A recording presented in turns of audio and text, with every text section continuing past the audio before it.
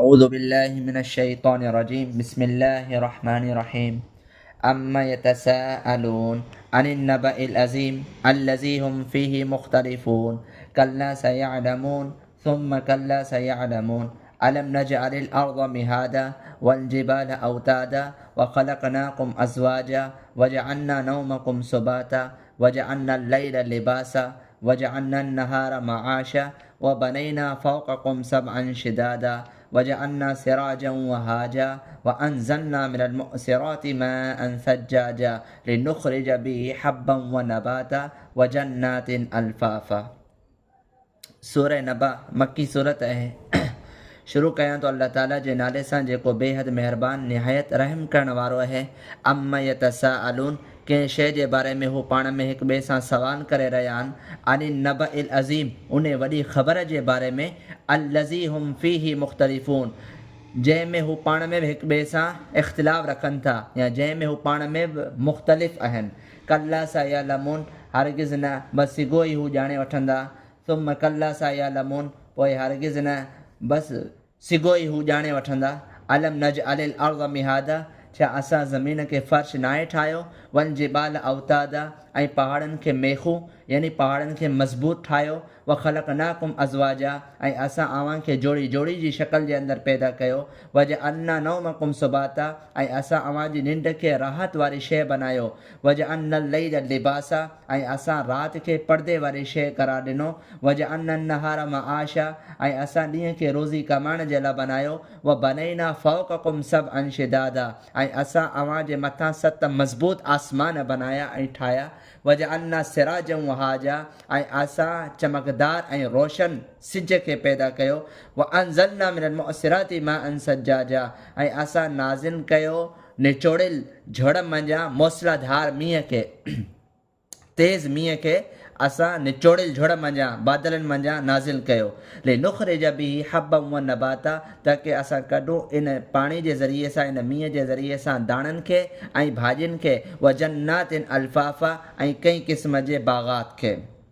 ये जेका सूरत है सूरह नबा मक्की सूरत है। हिन सूरत जो जेको आगाज़ पियो थिए अम्मा यतसाअलून जे लफ़्ज़ जे ज़रिए सां आयत जे ज़रिए सां अम्मा यतसाअलून मतिलबु इहो आहे त कंहिं शइ जे बारे में हू काफ़र पाण में हिक ॿिए खां सवाल करे रहिया आहिनि।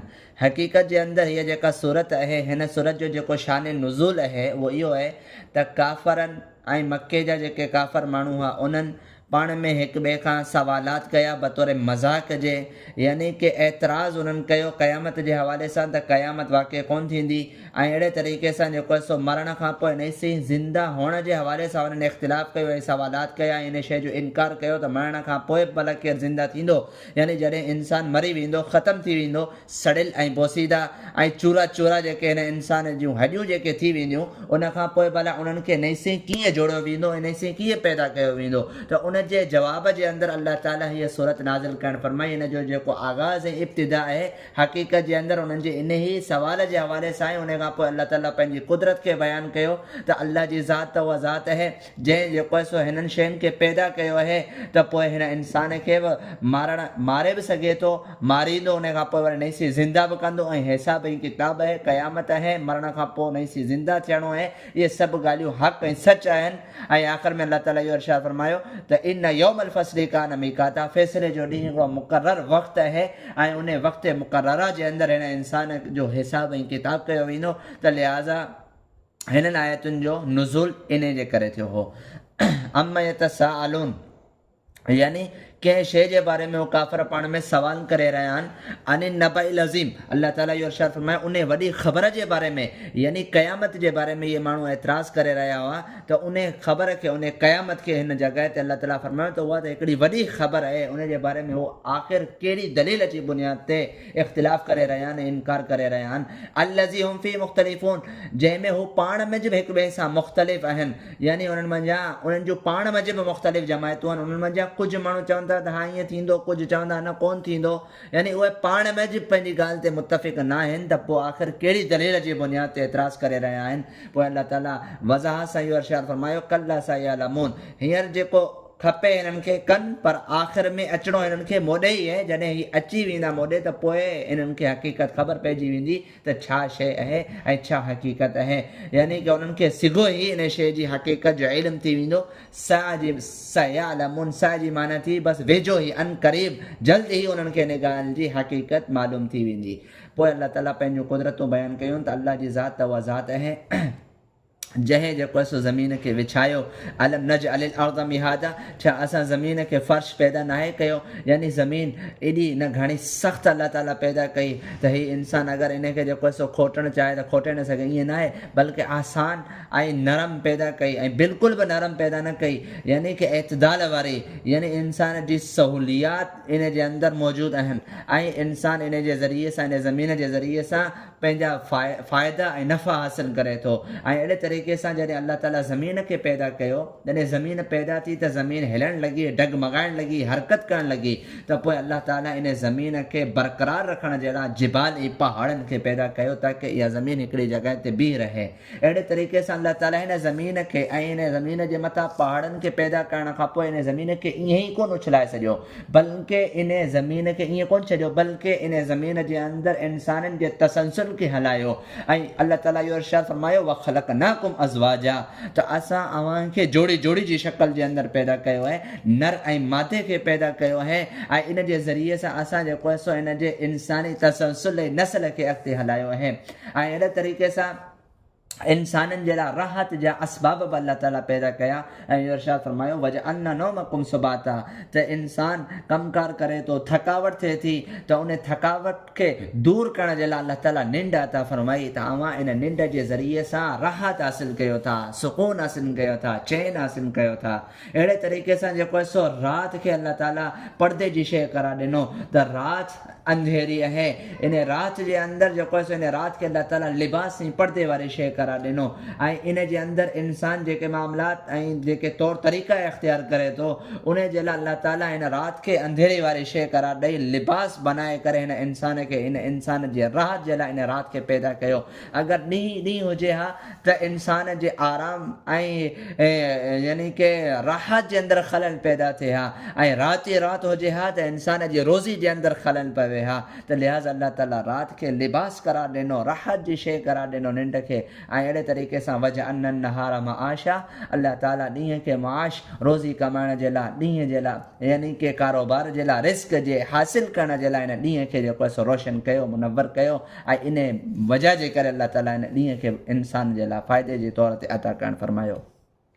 ऐं अहिड़े तरीक़े सां अॻियां हिन इंसान ही जे नफ़े जे लाइ अल्लाह ताला पंहिंजी कुदरत खे बयानु करे रहियो आहे, व बनैना फौक़कुम सबअन शिदादा। अव्हां इन ॻाल्हि ते त एतिराज़ करे रहिया आहियो त इंसान खे इन से कीअं पैदा कयो वेंदो, पर छा अव्हांखे इन शइ जी हक़ीक़त मालूम न आहे त असां अव्हां जे मथां 7 मज़बूत आसमान पैदा कया जेके बग़ैर कंहिं पील पाए जे बीठा आहिनि, को सुराख़ हिननि जे अंदरि मौजूदु न आहे। व बनैना फौक़कुम सबअन शिदादा, असां 7 मज़बूत आसमान पैदा करे छॾिया। अहिड़े तरीक़े सां वजअलना सिराजन वहाजा, असां इन आसमान खे मुनव्वर ऐं रोशन बि करार ॾिनो आहे, यानी सिज जे ज़रिए सां इन यानी कि आसमान खे मुनव्वर कयो ऐं अहिड़े तरीक़े सां इन खे सजायो ऐं इन सिज जे ज़रिए सां असां अव्हांखे रोशनी अता कई ऐं इन जे ज़रिए सां अव्हांखे मुख़्तलिफ़ क़िस्म जा फ़ाइदा हासिल थियनि, उहे शयूं असां अव्हां जे लाइ अता कयूं त इन सिज खे असां रोशन ऐं चमकदार बनायो। ऐं अहिड़े तरीक़े सां असां अव्हां जे लाइ रोज़ी जे लाइ, रिस्क जे लाइ, जानवरनि जे खाधे पीते जो बि इंतिज़ामु कयो ऐं इंसाननि जी ग़िज़ा ऐं उन्हनि जे खाधे पीते जो बि इंतिज़ामु कयो। ऐं उन जे ख़ातिर अल्लाह ताला इहो इरशाद फरमायो त असां नाज़िल कयो मिनल मुअसिराती, झड़म जा, बादलनि मंझा निचोड़ियल झड़म जा, माअन सज्जाजा, मूसलाधार मींहुं, वॾफड़ो मींहुं असां नाज़िल कयो। ऐं इन पाणी जे ज़रिए सां, इन मींहं जे ज़रिए सां अव्हां हबनि ऐं नबातनि खे जेको आहे सो तयारु कयो था ऐं हासिल कयो था। यानी इन जे ज़रिए सां अव्हां जेको आहे सो इंसानी ग़िज़ा हासिल करे थो। ऐं नबात जी माना इंसान जेको आहे सो इन पाणी जे ज़रिए सां जानवरनि जी ग़िज़ा खे हासिल करे थो, या मुख़्तलिफ़ क़िस्मनि जूं ग़िज़ाऊं इन मंझां मुराद आहिनि, शयूं खाधे पीते जूं। त अल्लाह ताला इन पाणी जे ज़रिए सां इंसान जे लाइ इन्हनि शयुनि खे पैदा कयो। ऐं अहिड़े तरीक़े सां जन्नात अल्फाफा के पैदा कयो, यानी बाग़ात के पैदा कयो। मुख़्तलिफ़ क़िस्मनि जा बाग़ात आहिनि ऐं कई क़िस्म जा बाग़ात आहिनि ऐं वॾा वॾा जंगलात आहिनि, वॾा वॾा बाग़ात आहिनि, उन्हनि खे अल्लाह ताला जेको आहे सो पैदा कयो। त लिहाज़ा हिन मंझां जेको आहे सो अल्लाह ताला इहे शयूं बयानु करे, इहो वाज़े बयानु करे रहियो आहे त इहे सभु शयूं अल्लाह जी जूं पैदा करदा आहिनि ऐं अल्लाह जी इहा क़ुदरत आहे। त लिहाज़ा अल्लाह ताला जी ज़ात जॾहिं इन्हनि शयुनि ते क़ादिर आहे त पोइ हिन इंसान खे मारण खां पोइ नई से ज़िंदा करण ते बि अल्लाह ताला जी ज़ात क़ादिर आहे ऐं हिन इंसान खे मौत ईंदी, पोइ हीउ इंसान नई से ज़िंदा थींदो ऐं मैदान महशर जे अंदरि जमा थींदो ऐं अहिड़े तरीक़े सां उते हिसाब ऐं किताब आहे। जन्नत ऐं जहन्नम यानी कि दोज़ख ऐं जन्नत आहे ऐं इहे शयूं हक़ आहिनि ऐं इन्हनि शयुनि जो यकीनन यानी कि सबूत ऐं इन्हनि शयुनि जो हुअणु इहो हिकिड़ो यकीनी इल्मु ऐं यकीनी शइ आहे। त लिहाज़ा उन्हनि शयुनि जे सबूत जे हवाले सां अल्लाह ताला ही कुदरतूं पंहिंजो बयानु कयूं ऐं उन खां पोइ उन ई शइ जी तरह मज़मून खे बयानु करणु फरमायो आहे त अल्लाह जी ज़ात इन यौमल फ़स्ल कान मीक़ाता, फ़ैसिले जो जेको ॾींहुं आहे उहो अल्लाह ताला जी ज़ात मुक़ररु करे रखियो आहे। जॾहिं क़यामत बर्पा थींदी ऐं उन खां पोइ जॾहिं इंसाननि खे ज़िंदा कयो वेंदो त पोइ उन टाइम ते फ़ैसिलो कयो वेंदो त कहिड़ा आमाल इख़्तियार करे आयो आहे, उन आमाल जी बदौलत ऐं उन एतबार सां